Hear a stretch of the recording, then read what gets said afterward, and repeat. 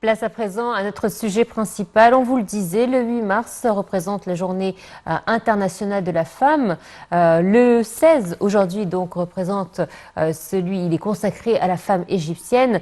Mais pas tout, puisque même le 21 mars, nous célébrons la mère, la fête des mères. Donc, en fait, le mois de mars est le mois consacré à la femme de manière générale. Nous a rejoint donc par téléphone une parmi les Égyptiennes les plus emblématiques, Red El-Waki, journaliste et écrivaine. Bonjour. Bonjour, comment allez-vous? Bien et vous? Vous nous manquez énormément. Oui, Bah, bonjour. écoutez, bonjour Sam. J'ai tellement envie de revenir sur le plateau si vous saviez. Avec grand plaisir. Oui, Bonne certainement. fête à vous. Bonne fête à vous en tant que femme, Merci, en tant que femme merci. égyptienne et en tant que mère. Oui, oui, bien sûr. Allô? Oui, Oui. vous m'entendez? Oui, alors Oui, justement, j'ai des échos dans les oreilles, c'est bizarre. Aujourd'hui, le son n'est pas génial. Mais c'est pas grave, je vous entends. oui, on va essayer de régler le problème pendant que Oui. vous êtes avec nous.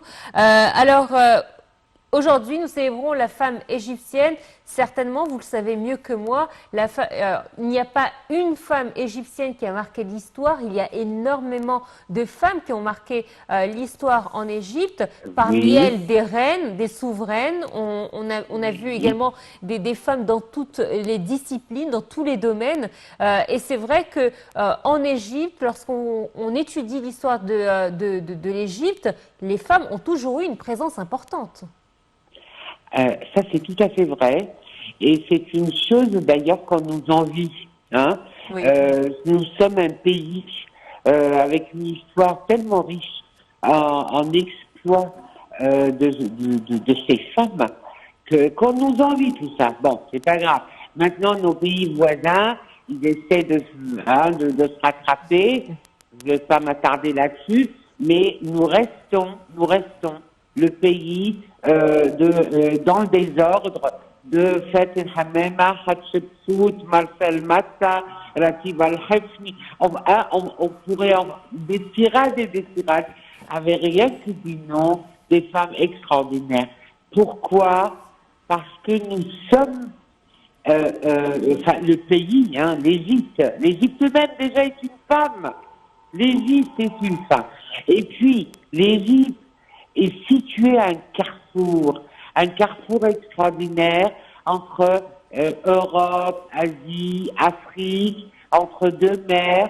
Et donc, l'Égypte est obligée, en tant que femme carrefour, de briller. Hein? Elle C'est vrai. est phare. Nous sommes un pays phare et la femme est donc la lumière de ce pays. Ah, c'est pas beau ça? Ah, Hein, c'est très très beau, vous m'avez fait rêver là. Là, je suis fière encore plus d'être une femme et d'autant plus égyptienne.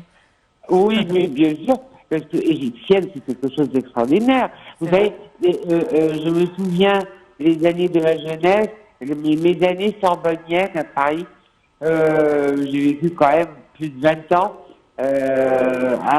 là-bas, et je me souviens, quand on me demandait d'où je venais, d'où êtes-vous, etc., je disais donc, je suis égyptienne. Eh bien, ça faisait toujours effet. C'est vrai, c'est Toujours, vrai. ça ne manquait pas. Parce que C'est vrai. c'est quelque chose d'extraordinaire, l'Égypte. C'est Ça vrai. fait briller les yeux des autres.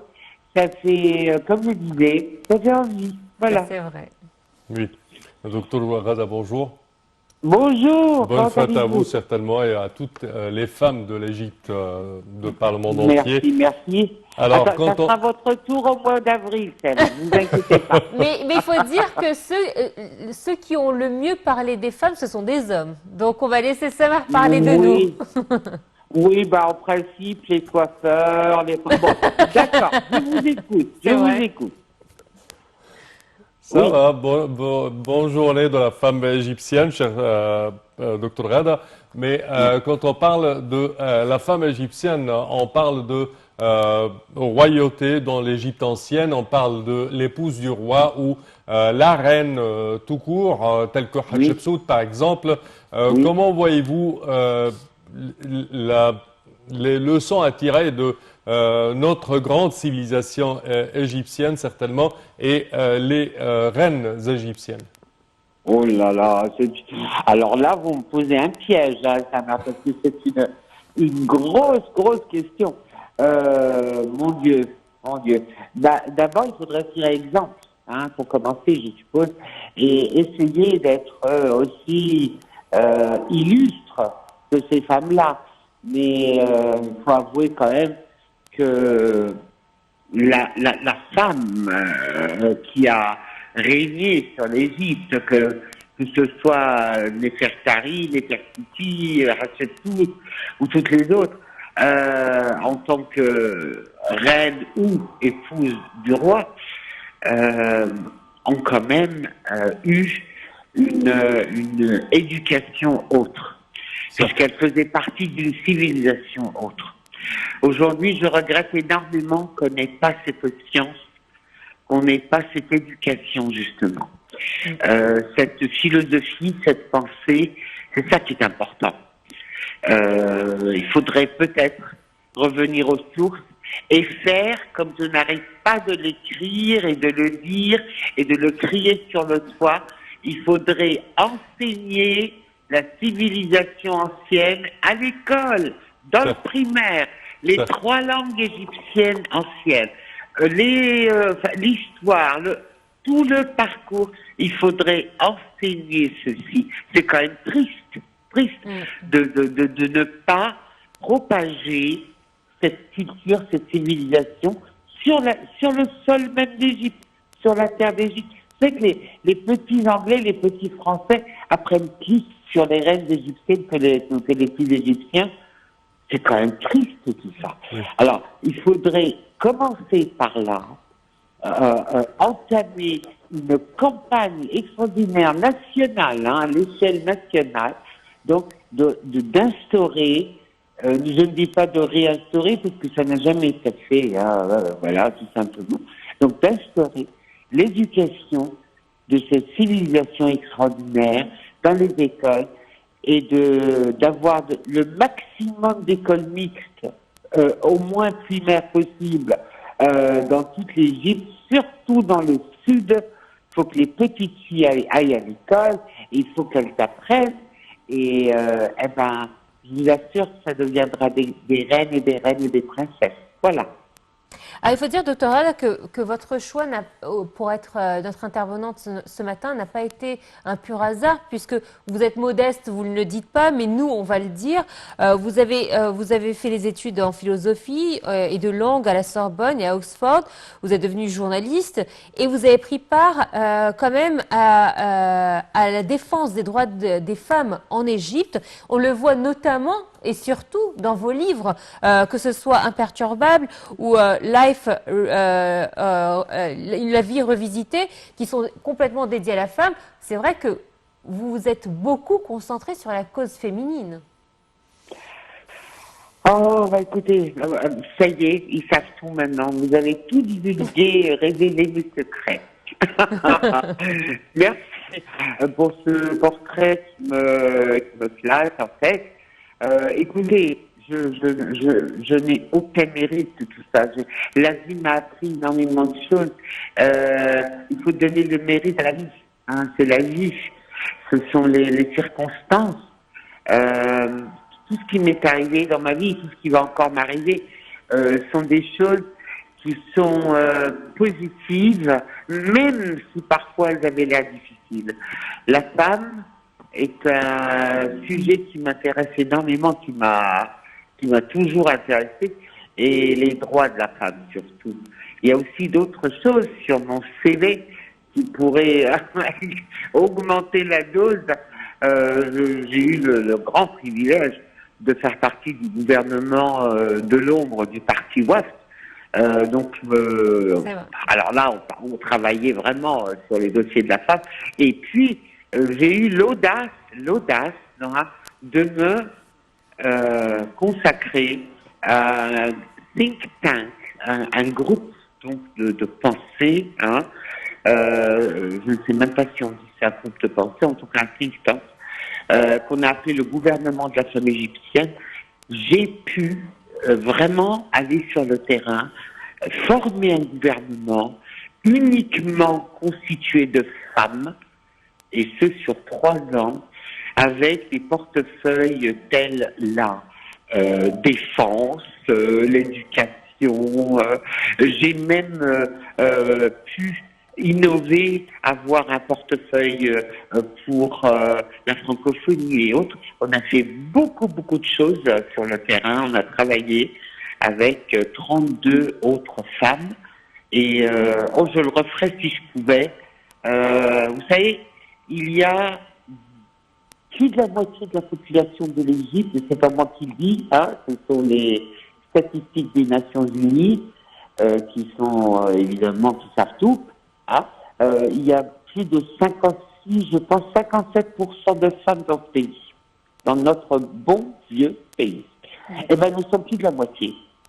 Et parfois, il faut avoir un regard autre, parfois il faut avoir une pensée autre, un courant autre, et vive les femmes. C'est vrai, c'est vrai. D'ailleurs, on a vu que ces dernières années, beaucoup de choses ont été faites en faveur de la femme. On a des ministres qui ont brillé sur le plan national, régional et international. On a la femme en 2022 qui a enfin eu accès au Conseil d'État. Donc c'est vrai qu'il y a des choses qui se font. Il y a encore des choses qui devraient se faire où on a besoin d'y travailler. Mais c'est vrai que c'est déjà un pas positif, on va dire. C'est un pas positif, mais parmi les choses qui restent à faire, je le redis, pour la énième fois, l'éducation, les écoles, les universités, les profs, tout ça, c'est primordial, c'est vital. Si ça ne marche pas, rien ne marchera. Il faut absolument se concentrer là-dessus. Voilà, les profs. Oui. Quand on parle, docteur Rada, de l'autonomisation de la femme, on parle de plusieurs étapes et pas entrepris par l'État, tels que par exemple le financement des petites et moyennes entreprises ou petits projets et micro-projets. Comment voyez-vous ces pas et est-ce qu'il y a des choses à ajouter pour que l'autonomisation de la femme soit à son splendeur ou à sa splendeur? Alors là, l'autonomisation de la femme, ce sont ces termes qui me rendent un petit peu, qui m'irritent, parce que, vous savez, qu'est-ce qu'il faudrait pour que ces projets, les micro-projets, les machins marchent? Il faut du fric, il faut de l'argent. Certainement. C'est tout simple. Le ministère, le cher ministère de la Solidarité, je signale quand même un des ministères les plus riches du gouvernement exécutif, hein? Ne soyons pas non plus mesquins, ils sont très riches. C'est le ministère qui reçoit toutes les cotisations sociales de tous les Égyptiens tous les mois. Oui. C'est pratiquement, je crois qu'il est plus riche que celui des finances. En tout cas, le ministère donc de la Solidarité qui est en charge de ces projets mini, micro, choses, je crois il a un petit peu perdu la boussole. Hein. Sa boussole n'est plus là, il ne sait plus très bien où se tourner. Il faudrait peut-être que les gens de ce ministère se mettent à étudier les besoins de ces femmes qu'on va autonomiser. Parce que les femmes qui ont besoin de ces projets, ça va être des agricultrices ou des épouses d'agriculteurs ou à la rigueur donc des travailleuses, tout simplement des ouvrières dans certaines provinces. Alors, il faudrait étudier géographiquement, verticalement, horizontalement, aller sur le terrain, voir ces dames-là, de quoi ont-elles besoin, parce que celle-ci, elle va avoir besoin de 2 vaches laitières, l'autre, elle va avoir besoin d'une machine à coudre, etc. Il faudrait voir les besoins et non pas aller débarquer dans les villages, parce que ça, je l'ai vu de mes propres yeux, j'ai même couvert pour le journal, etc., mais on va pas faire de pub pour les journaux, ça je sais. Donc, ils débarquent. Oui, on va vous mettre un toit au-dessus de la tête. Oui, on va au courant. Oui, le mini-projet, c'est un poulailler. Non, c'est pas comme ça qu'il faut procéder. Il faut d'abord lancer des groupes d'études et ensuite, les projets marcheront.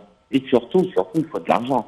Parce que aujourd'hui, tout est si cher que bon, quand je disais vache laitière, vous savez, je pense que 2 vaches laitières, le prix de 2 vaches laitières va chercher dans les 150 000 livres maintenant, même plus, je crois que je me trompe, un petit peu plus.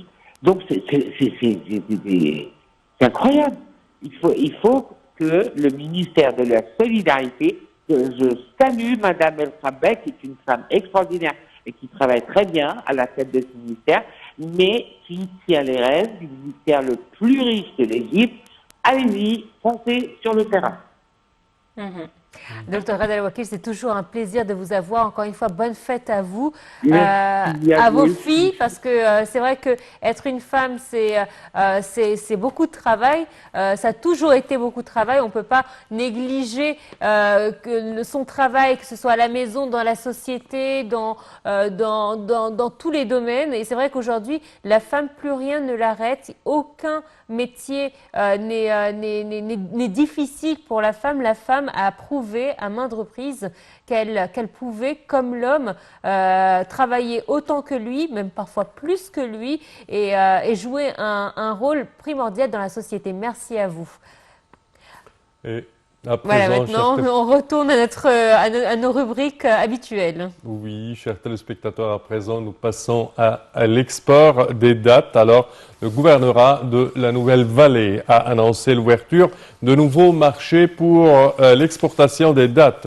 La Nouvelle-Vallée dispose d'environ 2 millions de dattiers qui produisent plus de 160 000 tonnes de dattes par an pour destiner aux marchés locaux et aux marchés mondiaux également.